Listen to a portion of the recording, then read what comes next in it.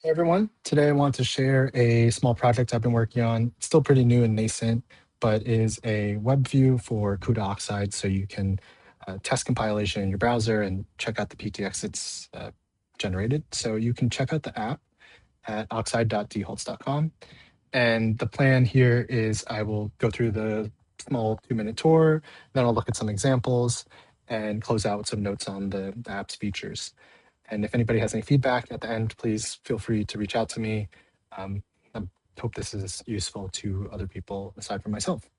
So before I start the demo, I just want to describe what the app is at a high level. Pretty much there is a really great online resource called Compiler Explorer, and it's a web app where you can do these similar operations where you enter your source code, you choose your compiler options, and then you can look at the generated assembly.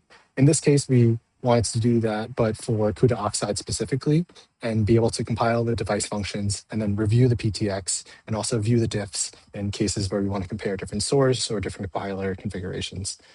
So let's get started. On the left-hand side, we have the source pane. This is where you'd enter your source code. You can see we have a very simple kernel here.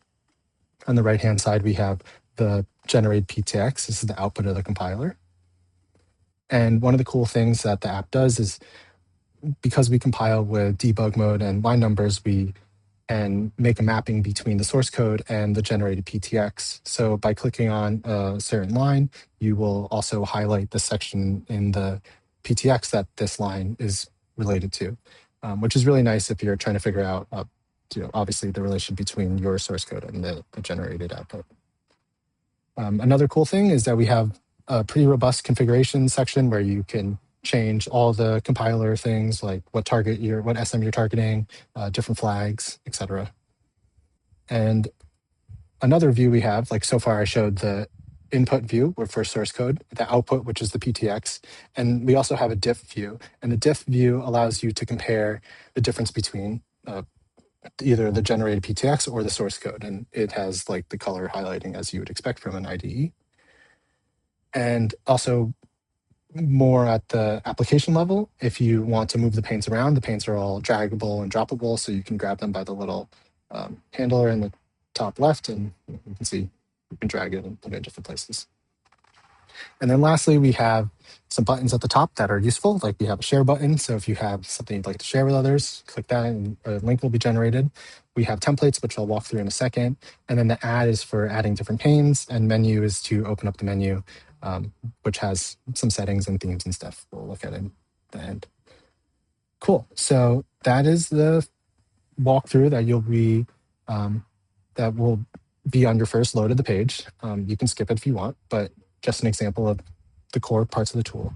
Some things that we didn't cover are useful things like if you have a bunch of panes open, sometimes it's hard to understand which source relates to which output. So they're all color coordinated. And if you hover over the icon of the pane in the top left, you can see the mapping. They're color coordinated and we'll draw a line and dim out anything that's not related to this relationship. Cool. And then also in the PTX, if you hover over any of the ops, it will show you a popover with information about what that op does, some other points of interest, and a link to the reference if you're curious. And cool. So now we'll jump into some of the templates. And we'll first start with an even more simple example than we've looked at, and it's just a completely empty kernel, right? You see we have a kernel with nothing in it, and also the generated PTX just returns. It doesn't do anything, right? We can look at a slightly more interesting example of two different kernels, two different source inputs, and how they compare in terms of their PTX output. So you can see here that per thread, we're adding 1 to the value, where in this case, we're adding 2. So as you can imagine, the only difference in the PTX would be that the add operation has a different constant. So in this case, it's 1, and here it's 2.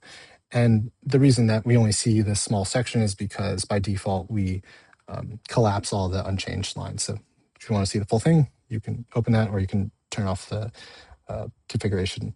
You can turn off the option in the config. Cool. Next, let's look at something slightly more interesting. So here's an example of the vec add again, but in this case, we are exploring the launch bounds and in a second, the launch contract annotation in kernels. And what these do is it provides more information. It allows a developer to specify information about the launching of this kernel. And this gives the compiler uh, the ability to do more optimizations based because it has more information about the assumptions it can make. Like it knows that the kernel will be launched in a certain way, so then it can optimize the PTX further. And you can see in this case where we just add launch bounds 256, it doesn't really do anything to the PTX, right? We just add this annotation to the top. But if we go to a slightly more complex example, we have the launch bound 256 on the top now, and then now we have a launch contract with a domain and block at the bottom. You can see that the generated PTX is meaningfully different. And this is because we have, once again, enabled the compiler to have more information when it's doing code gen.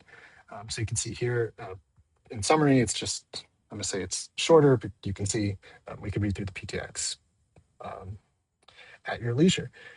And then next example is where we have a single source, but the compiler options are different. We have the unchecked indexing flag turned on the right-hand side, but not on the left-hand side. And you can see these options in the config. You can see there's the two different compiler configuration sections. You can see here that we don't have unchecked indexing selected, but we have it selected down here. And as you might imagine, the difference in this PTX is that on the left-hand side, we're doing some checks, and the right-hand side, we are skipping those checks, which may or may not be what you want in your use case. But just to zoom out a bit, the goal here is really to make it easier for kernel Oxide developers to understand what the changes in their source code do in regards to the PTX that's generated, and also have a very nice, quick way to view that. So let's look at maybe one more or two more examples. Here we have another case of turning a flag on in one case and disabling it in another. Here we have a multiply and add operation. And if you have FMA turned on, and FMA is the multiply and add operation in a single PTX op, if you have it turned on, which it is by default, then that source code will be generated, will compile down into this single PTX operation, where you can see that in this case, oops, let me collapse unchanged again. You can see that in this case, we are doing the same multiply and add, but as two separate PTX operations. And if we go look at the configuration, we can see that once again, in this case, we did not disable the FMA, but here we have, which is why the output differs. And then I guess for the last example, we'll look at a simple atomic, like the difference of using atomic and not using atomic.